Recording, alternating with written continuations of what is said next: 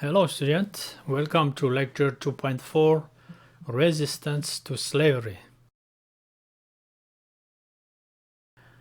We will talk about different things in this lecture, especially the different forms of resistance to slavery, either by African Americans, free or slaves, or by white people. So we will begin with the anti-black and anti-abolitionist riot that existed in the United States in the early 1800s. Then we will talk about the most important anti-slavery organization, which was the American Anti-Slavery Society, AASS, and one of its founders, William Lloyd Garrison. Next, we will talk about other organizations, such as the Black and Women's Anti-Slavery Society and the Black Convention movement. Next, we will talk about two cases of slave rebellions on two slave ships. So these are the Amistad and the Creole.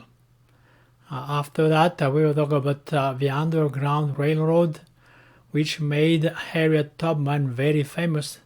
And finally, one of the most famous anti-slavery activist who was Frederick Douglass. So first, concerning the existence of anti-black and anti-abolitionist riots across the United States in the early 1800s. So even though slavery no longer existed in the northern states, I will talk about that in the previous module, the rise of anti-slavery and the abolitionist movement in the early 1800s led many white people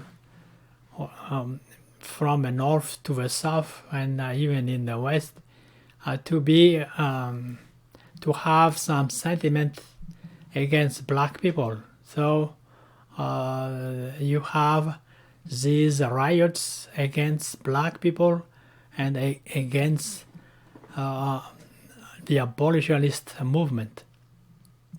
So that's the explanation that we have about these riots. Concerning the first organization, which is the most important anti-slavery organization in the United States, which was the American Anti-Slavery Society, AASS. It was created by William Lloyd Garrison with Arthur Tappan in 1833. There are other people who helped them, but they are the most important founder of this organization.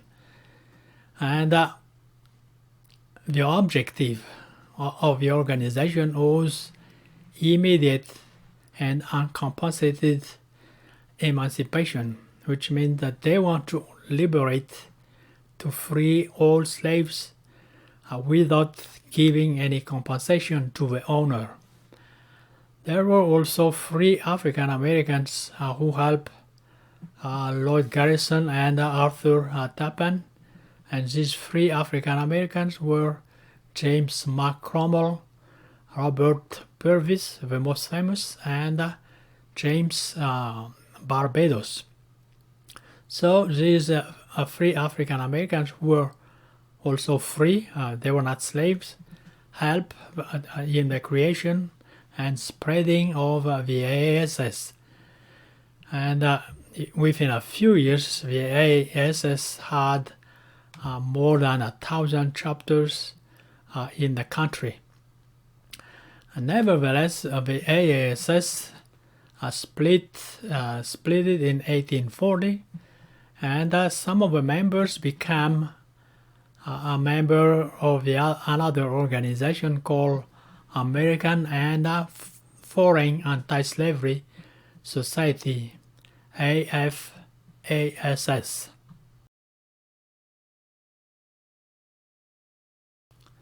So, who was William Lord Garrison?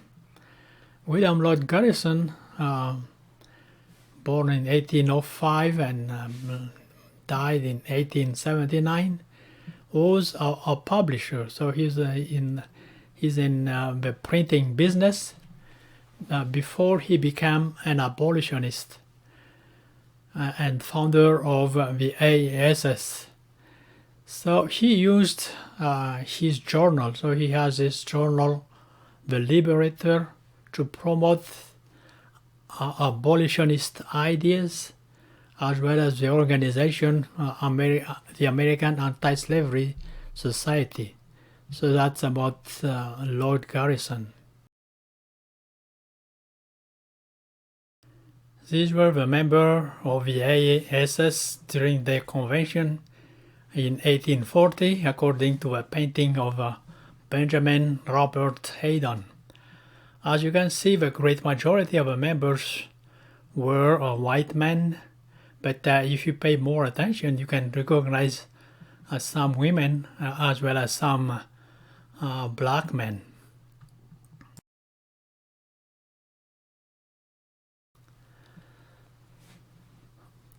In addition to the AASS, we have the Black and Women Anti-Slavery Society. So this is just an auxiliary. So this is a branch of the AASS, really catering to women, and some black men. So that's why it's called Black and Women Anti-Slavery Society, and it was more racially integrated, but the main task was just to collect funds and through bake sales and fair. So that's the Black and Women Anti-Slavery Society. So what was the strategy of the AASS in fighting slavery?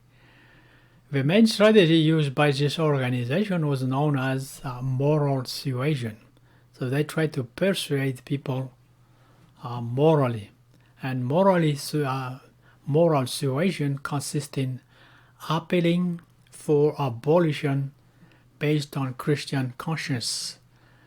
So they were arguing that slavery was a sin as a Christian, and it's also a crime. But in addition to that, slavery was an inefficient labor system.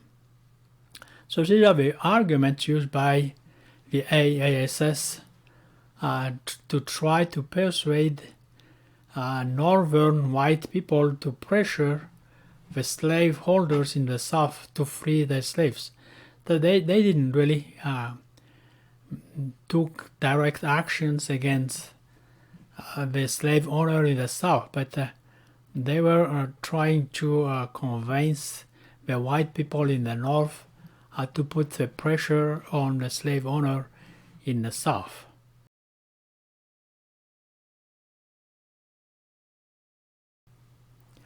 Was this strategy efficient? We have to recognize that it was not, because the AASS did not anticipate the white people's reaction to this strategy. So in the South, postmasters burned their literature. So even though they were sending journals and pamphlets in the South against slavery, once these journals and pamphlets arrived at the post office, they were just burned by the people in the post office. In Congress, Congress prohibited also this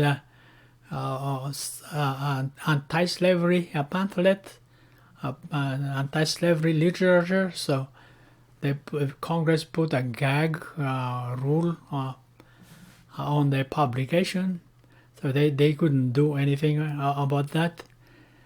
And in the North, white mob continued to assault black people and white abolitionists.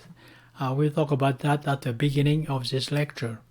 So, in a nutshell, the moral suasion strategy didn't really work, did not end slavery.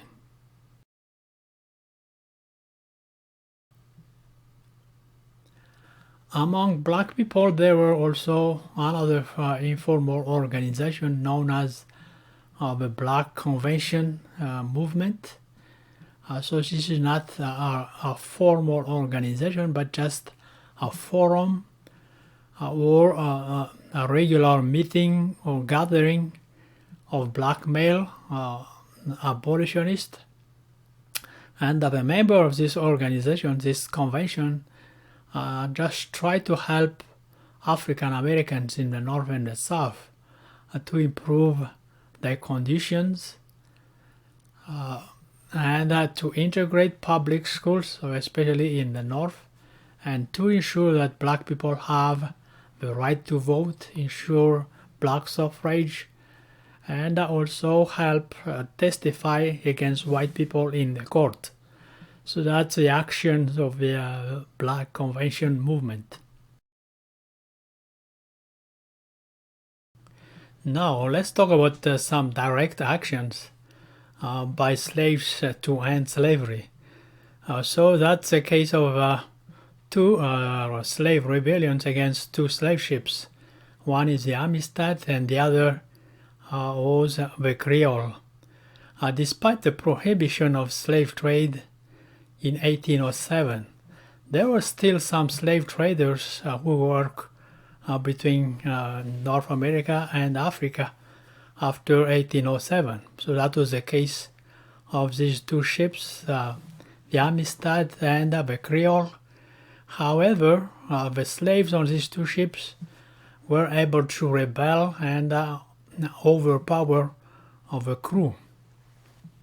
So the first ship was the Amistad, which was a Spanish ship from West Africa, and the slaves were led by Joseph Sink, and they were able to overpower the crews of this ship in 1839.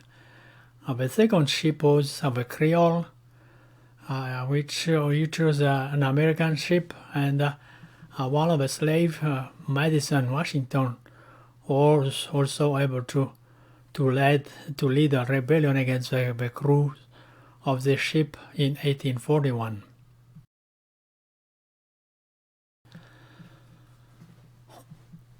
One of the direct actions also to free the slaves in the South was the Underground Railroad that made Harriet Tubman very famous.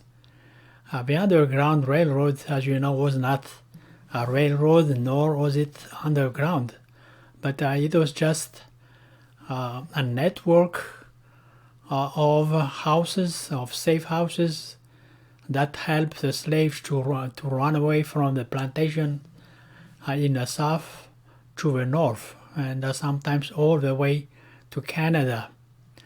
In the 1850s, Harriet Tubman, who was herself a runaway slave, became one of the most active members of the Underground Railroad. And most people just associate the Underground Railroad with the name of Harriet Tubman. But in addition to participating in the Underground Railroad, she also helped the Union Army during the Civil War as a spy for the Union Army. We can see on this photograph Harriet Tubman on the far left holding something that looks like a ball, and the slave that she just rescued on one of her trips in the South.